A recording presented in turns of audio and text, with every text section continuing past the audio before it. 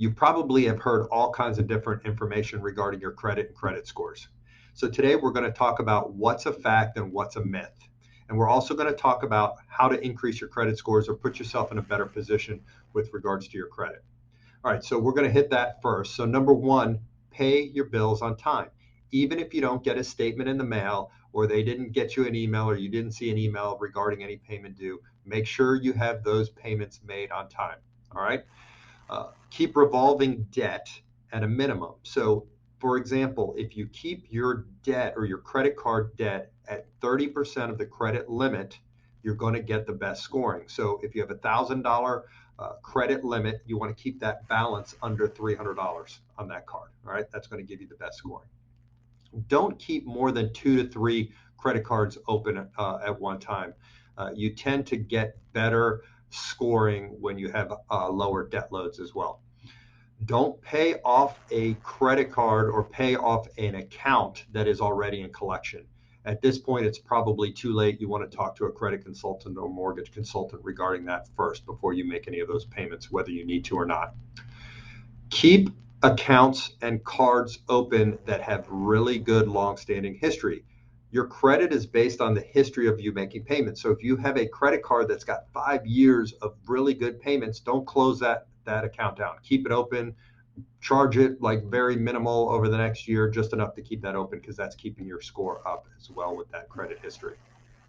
And one thing we want to touch base on, so you know you have consumer credit scoring and then you have mortgage credit scoring. So when you look at your free credit report or whatever, you'll see a certain score that you have there. When the mortgage industry pulls your credit, we use a different scoring formula. So you tend to have a slightly different score and it tends to be slightly lower. So just wanted you to be aware of that. All right, myths around your credit scores. So number one myth, my credit is going to go down when you pull my credit. That is totally false. Number one, basically, when you see your credit scores go down, it's because you have multiple creditor type pulls. So, for example, let's say you go out this weekend and you look at a car and the car dealership pulls your credit. Then you later on this week, you go out and you get a credit card and they pull your credit. And then you go to a mortgage lender and they pull your credit. Now you got 3 different creditor types. And that is what could have a negative effect on your credit score. Not one credit pull from a mortgage lender. The other thing to know too is when you have a credit pull from a mortgage lender, you've got a 30 to 45 day window. You can usually pull it 50 times from mortgage lenders, and that's not going to affect your score. It's different creditor types that affect it over time. Myth number 2, paying off collections will improve my score. That's totally false. So what happens is you may have a collection that's a couple years old and you want to clear it out.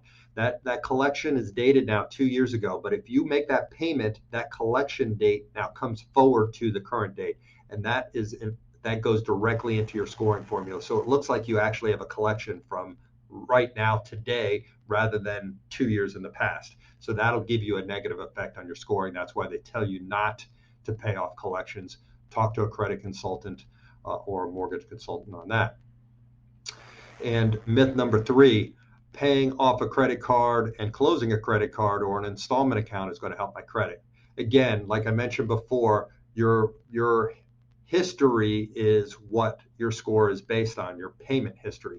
So if you go and close an account that you had a long-standing history, that necessarily will not help your score. All right. So you want to keep those accounts that have good history and good payment history open, and that's going to keep your score as high as possible.